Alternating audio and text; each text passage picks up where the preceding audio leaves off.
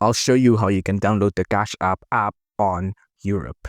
Now, if you live on the UK or in Ireland, then you can download it normally, right? Just go to the Google Play Store and then search up Cash App just like this, right? But if you live in another part of Europe, if you live in Germany, Italy, France, Switzerland, Ukraine, then you will not be able to download Cash App, right? It's still region locked and it's not available internationally as of now.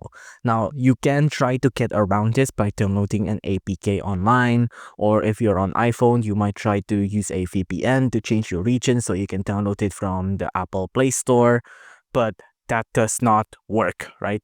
Because even if you do get the app running on your phone, there's a lot more to Cash App than just downloading the app. You need to connect your wallet. It's money, right? It's money. Because it's money, there'll be a lot more security measures than just downloading the app. Even if you just use a VPN, sometimes money is very, very, very tightly knit with where you live. So even if you do get the app installed, you won't be able to use it, unfortunately, if you live outside of UK or Ireland. If you enjoyed this video, please do consider liking and subscribing.